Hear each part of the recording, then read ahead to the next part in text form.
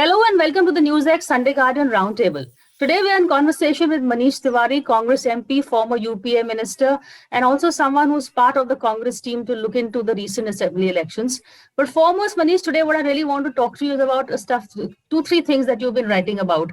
One, of course, is the COVID, I would say mismanagement, not management, especially during the second wave, and also the Central Vista project. But I'll begin with, what is happening with COVID, because that is something that everybody is really worried about. Uh, I mean, the current state, how would you describe it? Could it have been avoided? Priya, thank you very much for having me on your show. If you were to take a wide angle view of COVID 19 and its management by the government of India, rewinding back to its very inception in the January of 2020, you will discern a series of missteps, errors, and blunders which have characterized that trajectory. And let me give you a few examples. At a point in time when China was still trying to cover up with regard to the intensity of COVID 19. And unfortunately, while they closed their cities down, if you look at the TomTom traffic index, but kept air travel open, allowing the virus to socialize all across the world, the warnings had started coming in from a very complicit World Health Organization by the January of 2020. So between the January of 2020 and the March of 2020, government of India virtually slept, whatever may be their defense today. Suddenly they woke up after the Namaste Trump and event and toppling the Congress government in Madhya Pradesh and declared a draconian lockdown, which at that point in time was not warranted. We had 381 cases and 7 deaths when that particular lockdown was declared. And that, at that point in time, you could have done with micro containment measures. It could have been more targeted. Now, what that lockdown did was that it completely demolished your economy. Ultimately, it left you with a deficit of 18 lakh crores. And as things progressed across 2020, and you learned more about the virus, one thing should have been very apparent to the government of India, given the weight of empirical historical evidence, that the second wave would come. And the second wave would be far more lethal than the first. I mean, the Spanish flu, the various epidemics which have broken out in the world after that, there is enough body of historical evidence which conclusively establishes this point of view. Rather than doing this, what did the Prime Minister do? So he stood on the virtual Davos stage and declared victory against the virus. I mean, he cocked a snook at a gathering of world leaders and essentially told them that while you've not been able to do anything, we've got everything perfectly under control. And then boom came the second wave, and it completely and absolutely caught us off guard. A wave preceded by mega rallies across the country in 5 states, by the Kumbh Mela, where you gathered lakhs and lakhs of people by preponing the Kumbh for some strange reason by 1 year. And then when it hit you, you were at 6s and 7s. The government just disappeared. It vamoosed. And in the national capital, people died in the best hospitals for lack of oxygen.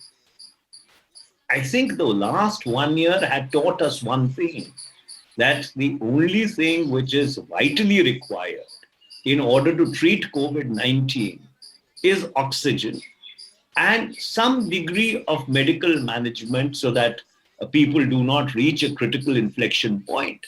And even that basic allocation of oxygen or the distribution of supplies, how it would happen in real time if the second wave hits, that was absolutely and completely absent. And so, therefore, I would not hesitate to even go so far as to say that the NDA BJP government has blood on its hands. And then You allowed the rural proliferation of the virus. Look what has happened in Uttar Pradesh. I mean, the mass graves on the banks of the Ganges, the floating bodies in the holy river. Is this the kind of governance that we deserve? So I don't think that there is any excuse which the government has for gross negligence, for hubris, and for completely and absolutely mismanaging its response to the second wave of the pandemic. But Manish, what do you say when BJP spokespersons say, A, it is not really the center, even the states were caught napping, and the Prime Minister has been leaving a lot of the management to the states. Secondly, regarding oxygen, they are saying that most of the oxygen is produced in the east and west, while the COVID thing happened in the north. So it takes a while to get the oxygen across to the states in the north. So, Priya, to answer both your questions off the bat, which chief minister went to Davos and declared victory over the virus? And who tried to micromanage India's response to COVID-19? It is the Prime Minister of India, who declared the first lockdown at a 4-hour notice without consulting any state government. And when they realized that they cannot vanquish the virus by the means that they had adopted, they tried to palm it off to the states. And what kind of an excuse is this, that oxygen is produced in the eastern and western part of India and COVID-19 happened in the northern part of India?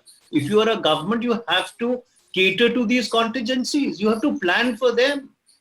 God forbid if the outbreak would have been this serious in the northeastern part of the country. I shudder to think what would have happened. So therefore, under those circumstances, to say that we couldn't move oxygen, for the love of God, you knew after the experience of the first wave that the only one thing which is critical, which will save the life of someone critically impacted by COVID-19 before the remdesivir and the toxiswarms of the world come into play, is oxygen. And in India's best hospitals, in India's state capitals, in a place like Goa, for people to die because of lack of oxygen, this is unpardonable. That's why I'm saying that the government is criminally culpable for what has happened over the past 1 month. But then, Manish, does this, how is this going to translate electorally? Because, is it that people, he's still being elected? Look at this recent state elections. They did very well in Assam. This was in the middle of the second surge, and West Bengal was their hype, we're going to win the state. But if you look at it dispassionately, they didn't do too badly in West Bengal either. So even though his governance is abysmal, his electoral record still stands. Well, Priya, unfortunately, I don't think it is appropriate to milk a national tragedy for the purposes of political or partisan gain. I don't think that is the lens through which we should really look at the enormity of the tragedy which has played itself out in the Not past. milking, Manish, but at least the way people see Prime Minister, his trust capital. So therefore, I'm coming to that. However, this has been an inflection point. And it's almost been like the 2611 for the middle classes of India. The second wave of the virus has really hit the middle classes very badly. When the first wave happened and the migrant crisis took place, millions of poor people just poured out into the streets, walked back to their homes, were mowed down by speeding trucks. Frankly, it was a tragedy removed from the middle classes. But this time, when it happened, you had the money, you had the hospitals, you had connections, you had the plain old jugaad working for you, but then nothing worked. People died in the parking lots of hospitals for lack of oxygen.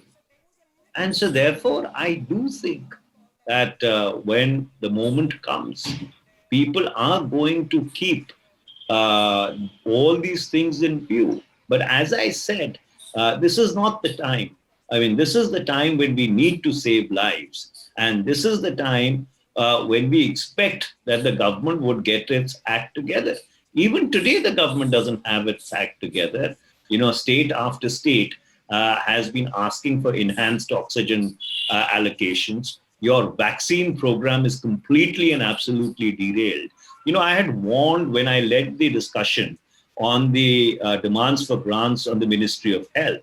I mean, it was unfortunate that the health minister chose to be absent because he ostensibly was in a meeting which the prime minister was having with the chief ministers when the Lok Sabha was discussing possibly the most important thing which this country was facing.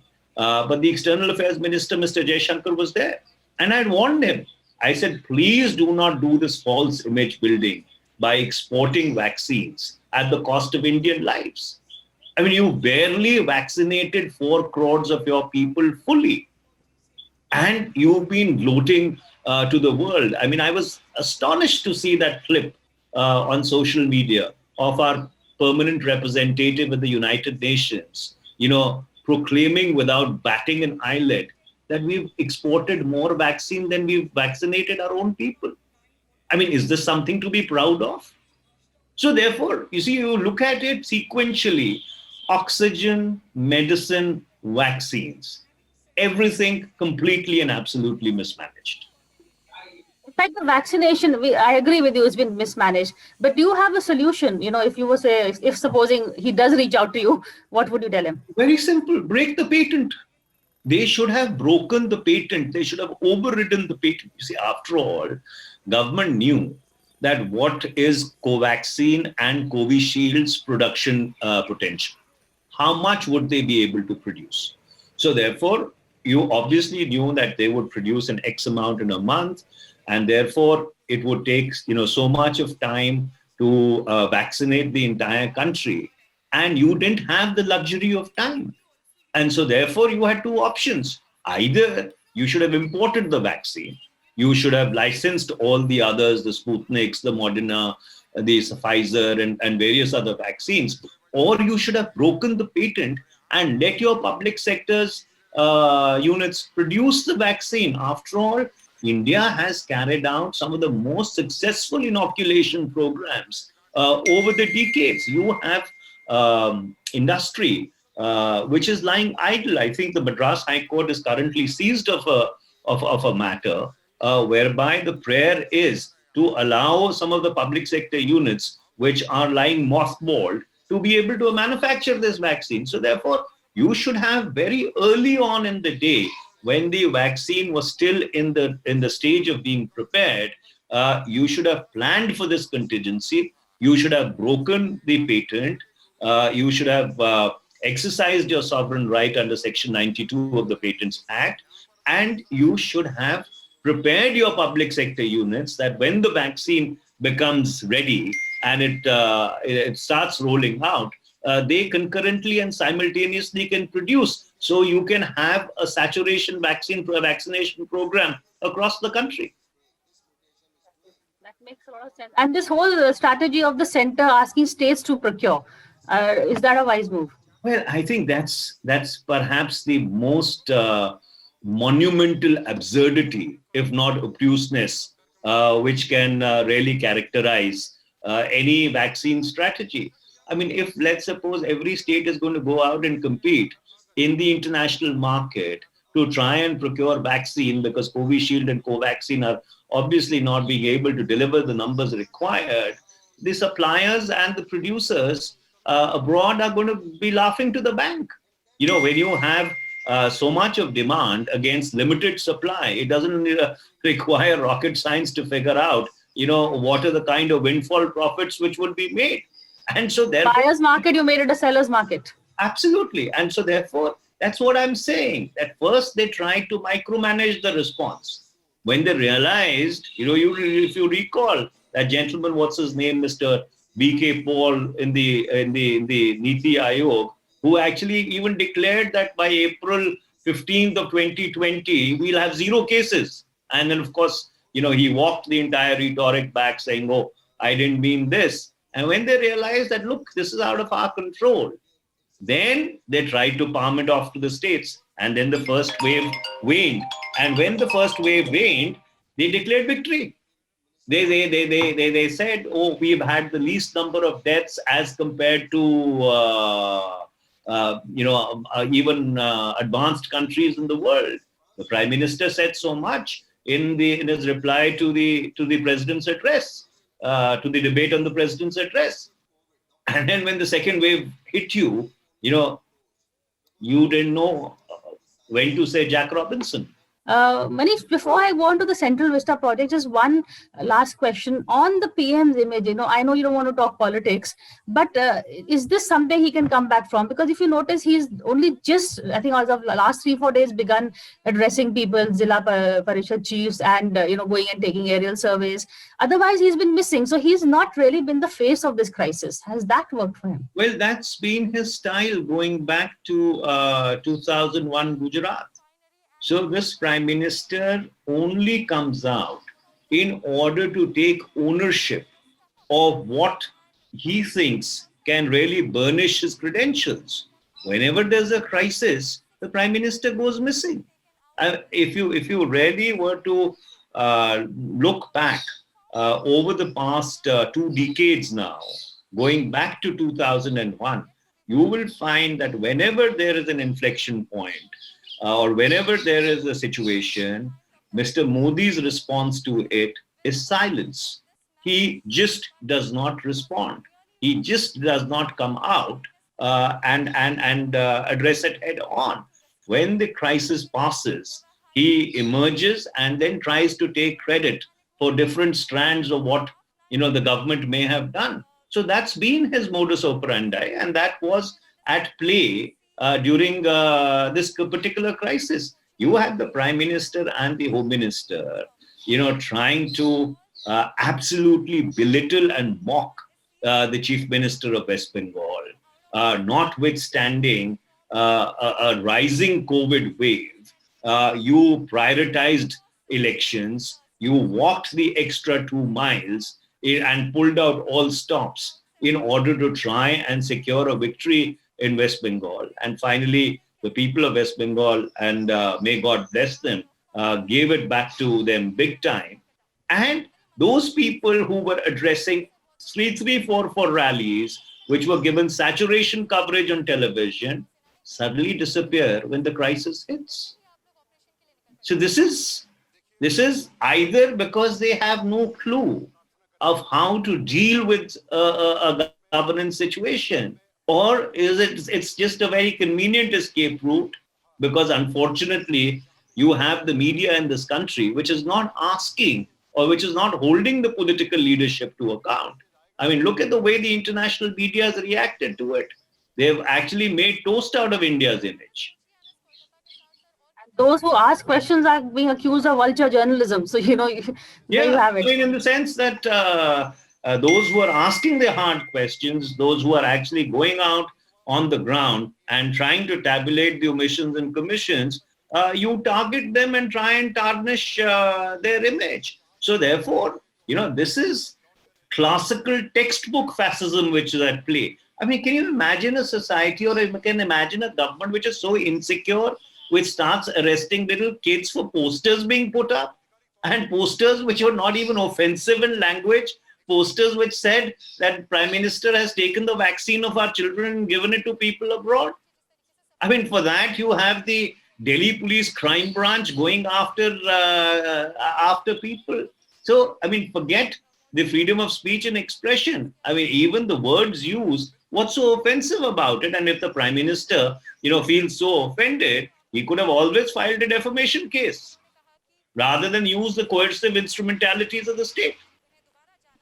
You mentioned the parallel to Nazi Germany. Even in your Central Vista, you said this love of, what do I call it, obsession of projecting your own image on monuments and objects, and you are saying Central Vista is part of that. But the BJP has actually rebuffed a lot of the points. They are saying, it's not just the PM's house. It's there are 10 secretariat buildings. There's the Vice President's house and the Parliament building that's going to be built. Secondly, it's not 20,000 crores, 13.5 crores over a period of 5 years. And B, that this actually came up, was flagged, that the parliament building needs to be done, was flagged sometime in 2012 during a UPA government. So it's not that this is Modi's project, it's something that needed to be done when Meera Kumar was the speaker, it came up. Priya, the relevant question is now the time to do it? Is this the time when the country is facing an unprecedented economic crisis? The collective fiscal deficit of the government of India over two fiscals, that is 2021 and 21-22, is going to be 32 lakh crores, right? So 18 lakh crores in the last fiscal, 15 lakh crores is what they're projecting in the current fiscal, and this was without the second wave. This actually may end up getting worse. So therefore, isn't this the time when all these vanity projects need to be pushed aside? And number two, did the Central Vista require redevelopment? I mean, what was the raison d'etre in order to try and redevelop something which never required redevelopment in the first place, except that you wanted to, try and leave your stamp on history? I mean, the British created Lutyens' Delhi essentially because India was the jewel of the imperial crown, and the imperial crown required a new capital. And so therefore, King George the Fifth or the Sixth, or whichever it was, came and laid the foundation stone of a new capital. Well, then after that, Adolf Hitler had those same delusions of grandeur. When the fascists rode to power in 1933, the first thing he did was he commissioned his court architect, Albert Speer, who was later on their armaments minister, to really demolish and rebuild Berlin bottoms up as the capital of the thousand-year Reich called Germany. So therefore, this hubris of trying to leave your imprint on history by the use of architecture is not something which is unique. But let me remind you, you see, those who are wise, they rarely focus on the betterment of their people. When we became independent in 1947, the people who led that nationalist struggle, they did not, demolish entire Lutyens' Delhi in order to leave the stamp of a newly independent India. They sat down and crafted a constitution for India, a document that ultimately ensured justice, economic, political, and social for the millions and millions of people who had participated and who had looked forward to that independence. So eventually, the Central Vista is not going to be worth even a page of the Indian Constitution, which was crafted just about a couple of yards from where this hubris in architecture is coming up. Very strong words from you, Manish. I want to come back to the economy question. You really flagged off some really scary figures for us here. Where do you see the recovery happening? Which are the sectors? What would be, again, I know there's no advice being asked, but what would you suggest? You see, ultimately, the problem is twofold. One is that the economy has been taking a hit from 2016 onwards. This process didn't start today. The process of the dismantling of the Indian economy started with the demonetization in 2016 and has only exacerbated since. So therefore, the wisdom lies in unshackling the economy. And unshackling does not mean privatizing the public sector lock, stock, and barrel. And number two, of finding enlightened means of augmenting government revenue. The government is virtually bankrupt. And ultimately, you see, the size of the pie, Priya, is limited.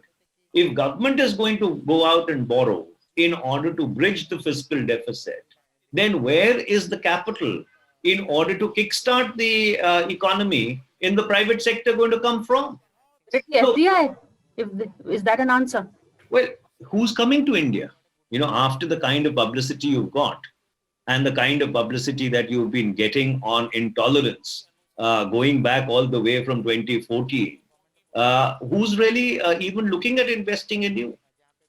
Many years back, not everybody's favorite person, but Donald Rumsfeld, who was the former Secretary of Defense of the United States, had said a wonderful thing. He said, money is a carbon, and money goes to the safest harbor. And today, India is not considered as a safe harbor. One thing which this government has not learned is that social cohesion, or the lack of social cohesion, social disharmony, and economic development cannot go hand in hand. If you will have social tension, if you will have sectarian strife, you will not have economic development. And we are seeing the consequences of that playing themselves out over the past 7 years. Thank you so much for this conversation and for being candid and telling it as it is. I really do hope things change before we have a next conversation. I hope so. And I think we owe it to the people of India to at least ensure that their lives and the lives of their loved ones are safe and secure. It's true, because this is the difference between the second wave and the first wave. Everybody has lost someone, and that is really something that the government, the Prime Minister, the BJP, they need to. This is something that questions will be asked, I think, at the end of the day. But thank you, Manish, for this conversation. Thank you. Thank you. For more such videos, subscribe to the NewsX YouTube channel, hit the bell icon.